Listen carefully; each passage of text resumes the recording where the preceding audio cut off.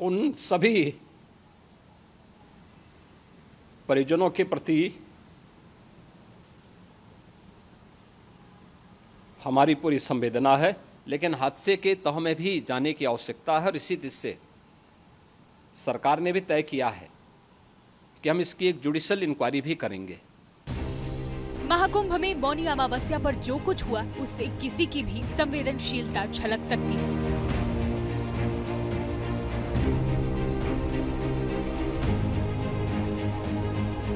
मामले की जांच होगी और होनी भी चाहिए, लेकिन इस जांच के बीच विपक्ष आरोपों के पहाड़ लेकर खड़ा हो गया है और पूरे हादसे के लिए योगी सरकार के मैनेजमेंट को जिम्मेदार ठहरा रहा है।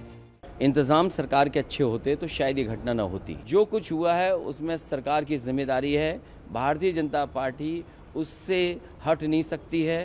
दिल्ली और लखनऊ दोनों सरकारें उसकी जिम्मेदार हैं। कल जो हुआ है वो एक राजनीतिक हादसा है, उसके लिए राजनेता जिम्मेदार है और योगी सरकार और केंद्र सरकार का वीवीआईपी कल्चर जिम्मेदार है। वहीं भगदड़ में होने वाली मौतों के आंकड़ों पर भी गंभीर सवाल उठाए जा रहे हैं। समाजवादी पार्टी सरकार पर हादसे के असली आंकड़े छुपाने के आरोप लगा रही है। हालांकि अरविंद केजरीवाल कह रहे हैं कि ऐसे मामलों में राजनीति नहीं होनी चाहिए। वीआईपी मूवमेंट और अखाड़ा वालों के लिए अलग से रास्ता और सबके लिए बंद जो की गई, सब पुल कर दिए गए बंद, उसकी वजह से ये सब दुर्घटना हुई और सही संख्या अभी भी नहीं बताई जा रही। कुंभ में जो एक्सीडेंट हुआ, जो चाहे गलत प्रशासन की वजह से हुआ, जो भी हुआ, हमें उस पर राजनीति नहीं करनी। बीजेपी राजनीति कर रही है, बीजेपी को राजनीति मुबारक हो। सवाल सिर्फ विपक्ष नहीं उठा रहा, साधु संतों के मन में भी भगदड़ को लेकर नाराजगी है, तो सरकार से दोबारा ऐसा ना हो इसके विशेष प्रबंध के लिए आगाह भी कर रहे हैं।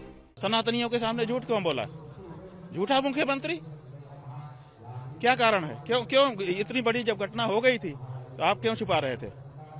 तो इस बात की पीड़ा ज्यादा है कि जो घटना हुई वो तो हो गई, लेकिन इन्होंने उसको छुपाने का प्रयास किया। इससे भी और कुछ मतलब ऐसी घटना फिर ना हो, उसके लिए जो भी व्यवस्था चाहिए ऐसा भी हो, ऐसी व्यवस्था भी हो, ऐसा हम कहना चाहते हैं। महाकुंभ में हादसे के पीछे बद इंतजामी और गैर जिम्मेदाराना रवैये के आरोप है और इन सवालों से प्रशासन से लेकर सरकार कोई भी नहीं बच सकता।